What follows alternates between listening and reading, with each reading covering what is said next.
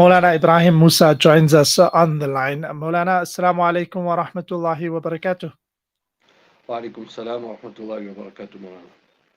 Jazakumullah khairan, Maulana, for joining us. You were at the airport last night when the plane full of the refugees, the Palestinians, had come through.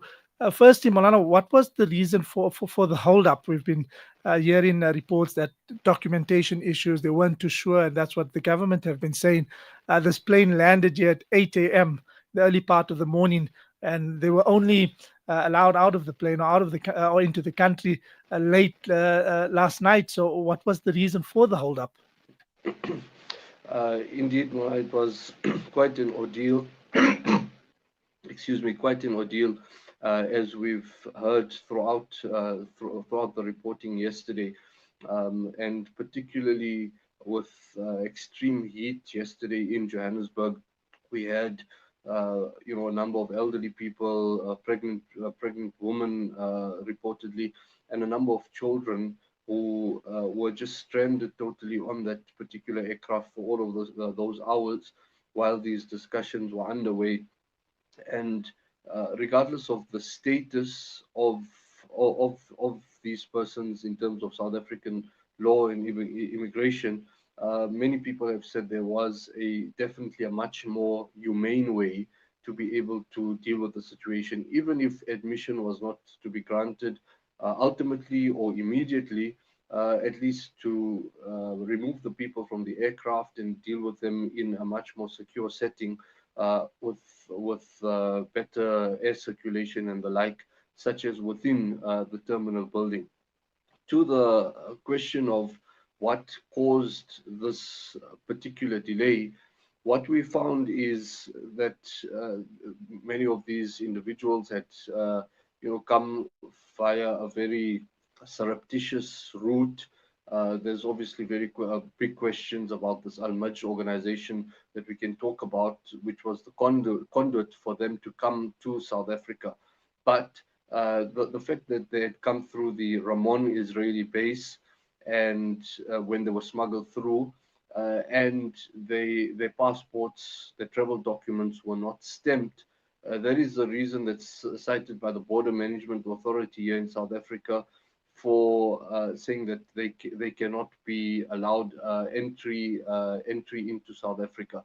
Now, that is a problematic reason that's being put forward, because if the documents are not stamped, does this become their problem, especially if it is an entire plane load of passengers, or should broader questions be asked of those who brought them to South Africa, the point of departure, though the flight that was chartered from Nairobi. So they went from the Ramon base out in occupied Palestine, 1948, under Israeli control, then came to Nairobi, and then from Nairobi came on a Lift Airlines flight that was chartered down to South Africa. So one needs to ask the question then of the aviation authorities in South Africa, how was this plane allowed to fly with all of these passengers who did not have an exit stamp? So to make it the issue of the passengers themselves is a dereliction of duty, or perhaps not asking the correct question. And furthermore, you had the Border Management Authority saying that these particular individuals did not specify initially that they want asylum, and therefore this accounts for the delay.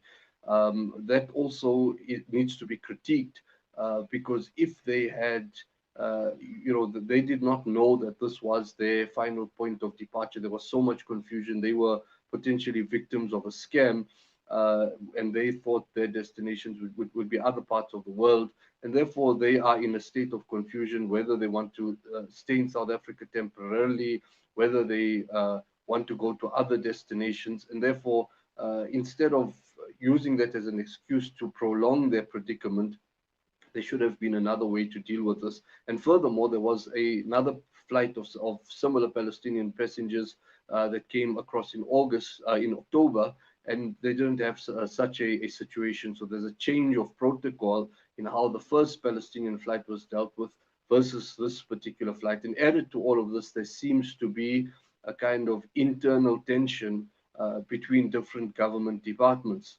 That clearance was given for these Palestinians to be able to enter, after some hours. And this is the understanding that was put out by the Department of International Relations. But then there seemed to be a pushback by border management authorities, by the Department of Home Affairs. So internal tension, perhaps related to Allah knows best GNU politics, that delayed this yet further, or just one intransigent official who delayed the entire process. I guess there's a multiplicity of factors that needs to be unpacked here, and serious questions need to be asked of the relevant departments, particularly the Border Management Authority and the Department of Home Affairs in this particular situation. Molana, you mentioned that they were brought in by the Al-Maj organization. What do we know about this organization? So we've seen efforts. I'm not sure if it was under the name of Al-Maj, but we've reported on this previously during the course of 2024, that there have been attempts by the Israelis, one way or the other, to be able to ethnically cleanse Gaza, get people out, and a number of professionals have been targeted by the Israelis through these scams or through their conduits, to be able to say professionals from Gaza go to France, professionals from Gaza go to other countries or around the world. And this is different from the humanitarian protocol, where people needed emergency medical assistance, and then with the assistance of the World Health Organization, they were evacuated from Gaza. There were special cases created to get professionals and to get a select group of people out of Gaza and secure for them plush jobs in other parts of the world, secure for them citizenships in other parts of the world, as a means to obviously rob Gaza of its intelligentsia, as well as facilitate the displacement and ethnic cleansing of Gaza through variant means. So those kind of policies and plans were underway. But Al-Maj then appears in 2024, but in the South African context, it comes to light in a much stronger way with this flight in October, towards the end of October, where again 180 odd Palestinians arrive in South Africa. It's not so much of a high-profile media event as this one. There wasn't much drama involved, but probably there were underhand dealings there as well. But Al-Maj, says it's registered in Germany. It's an organization for the assistance of Palestinians. But so many red flags raised about this organization. The fact that it just appears on the internet, during the phase when the Israelis start talking about ethnically or finding alternate locations for Gazans. It has on its website, AI generated images of people who are involved with it. And it seems to be using false pretenses to get Palestinians out of Gaza, where Palestinians would be promised that they would be given jobs, or they would be given settlement, like people on this particular flight. They would be given settlement. Some of them were promised a kind of settlement in India. Some of them were promised settlement in Indonesia, but when they get onto the plane, they discover, or when they are taken out from Gaza, they discover that this happens through an Israeli corridor.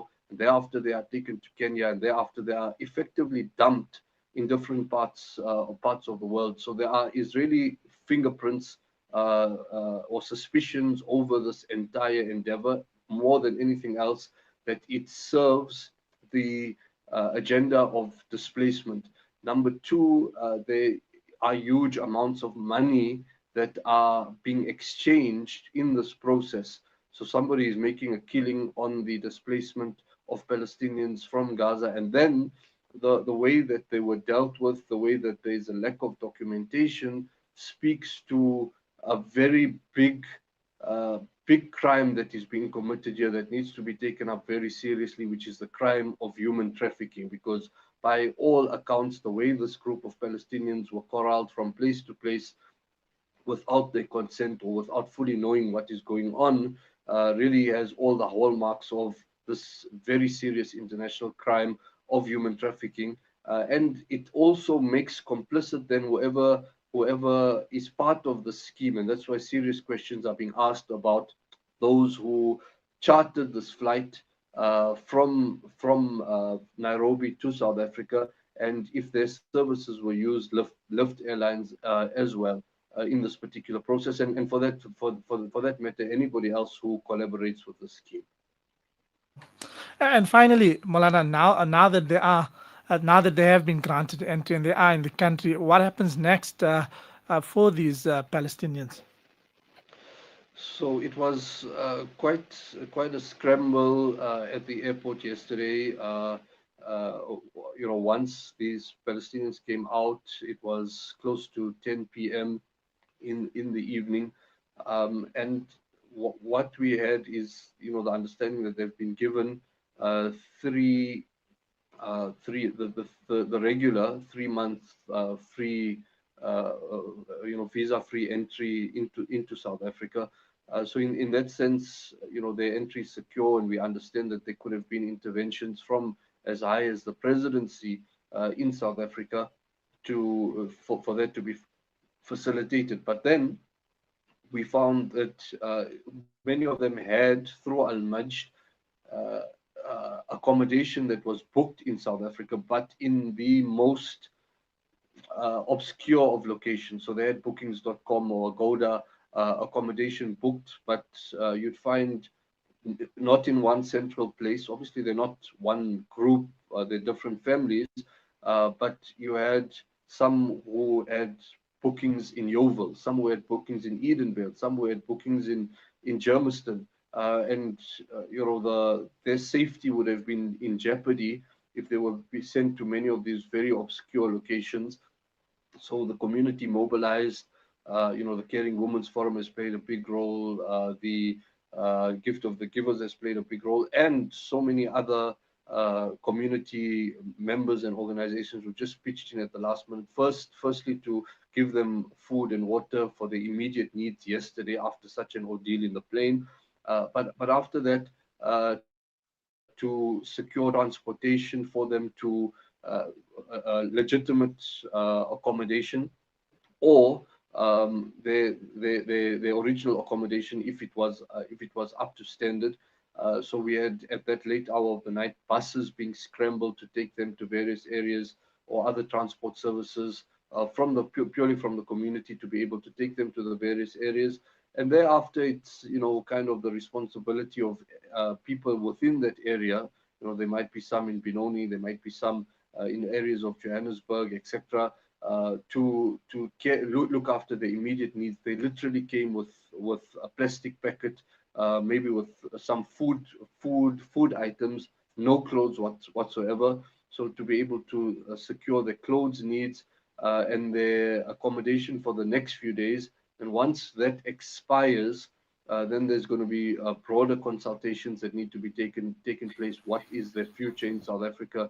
Do they want to apply for extended stay in South Africa? Do they want to enter the job and the education market here in South Africa? Or is this South Africa just a temporary respite before they actually try to go to the destinations that they really want to go to, whether it is Egypt, whether it is Turkey, or other parts of the world?